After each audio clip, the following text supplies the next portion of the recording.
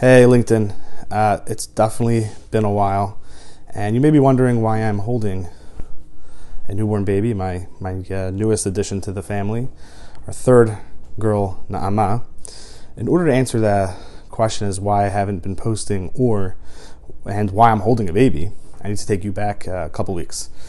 So 2 weeks ago to this day, my in-laws were in Phoenix visiting my brother-in-law who himself had a baby boy. And they were coming in because my wife was due and expecting to have our third baby, our third child.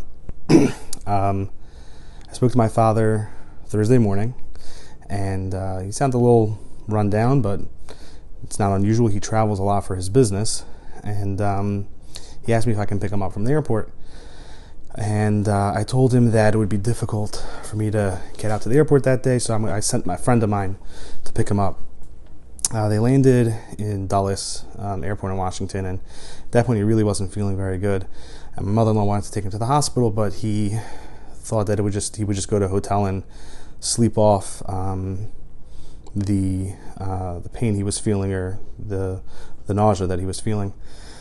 Well, they went to a hotel and in Owings Mills, and after about an hour being at the hotel, he had a hard time breathing, and my mother-in-law, in a panic, called me, and I told her to immediately call 911 and get him to the hospital. So she did that. 911 came. They took him to the hospital, and from the time he got to the hospital, things pretty much went downhill. He kind of went into complete kidney failure, and I went there at around 10 o'clock to bring my in-laws food, and we knew it was serious, but we didn't know the gravity of the situation. So I dropped off the food from my mother-in-law. I went home, went back to bed. Around 2 o'clock in the morning, I get a knock at the door, and it was my brother's friend, who he knew from Baltimore. And he woke me up, and I look at my phone, and my mother-in-law tells me that the situation with my father-in-law is very, very serious, and I must come to the hospital right away. So I got dressed, went to the hospital. And when I got to the hospital, the doctor came out and said that he wasn't going to leave the hospital. And it completely, fear and panic took over me. I couldn't understand, what do you mean? Like, what does that mean? Because I just spoke to him this morning and he was fine.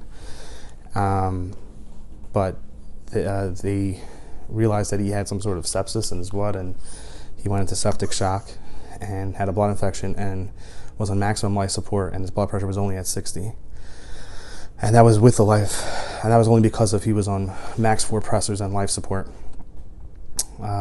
Stayed in the hospital until around 10 o'clock in the morning, crying, praying that he would make it. I was very close to my father-in-law. He always treated me like a son.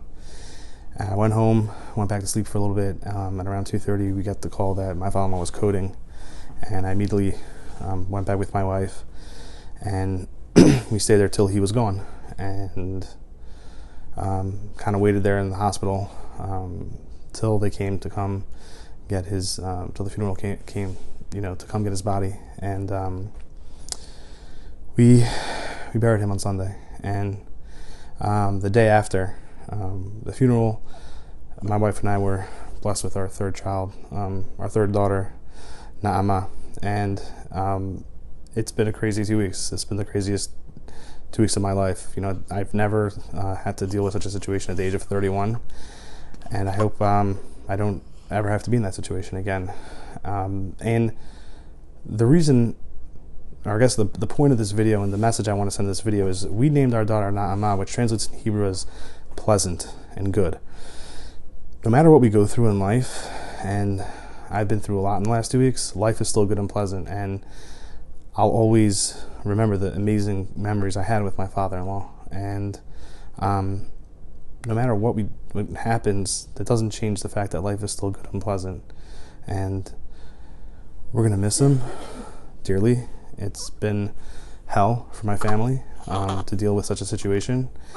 But this girl, this baby has brought in so much light to our life. And just to kind of give you a side story, I thought we were for sure having a boy. That's all. I always leave it to surprise. And when they said it was a girl, I was like kind of panicked because I didn't have any girls' names. And I went to the recovery room waiting for my wife to come back from the OR because she had a C-section. And my mother-in-law texted me. She said that she loved the name Na'ama. And I was like, oh, wow, I really like that name too. And so I was waiting in the recovery room. My wife comes in, and I tell my wife, I'm like, I have a great name for the new baby. And she's like, well, I have a great name also. And I said, well, what's your name? And she's like, Na'ama. And I just knew at that moment that, we were still being watched over, and that he was still with us. My father was still with us, and he was guiding us. And we're going to get through this very difficult period in our life, and we're going to look to this baby and just realize that the message every day is that no matter what we go through, no matter what life brings us, life is good, life is pleasant. And I'll just leave you with a great quote I heard once. Life is like a heart rate monitor. As long as it's going up and down, you're alive. But as soon as it's straight lines, you're dead. So, yeah, we're going to go through stuff, and life is going to be up and down. But that's what keeps us alive, and that's what keeps us going. So this message is to stay strong, be strong, and no matter what, realize that life is beautiful. Thanks.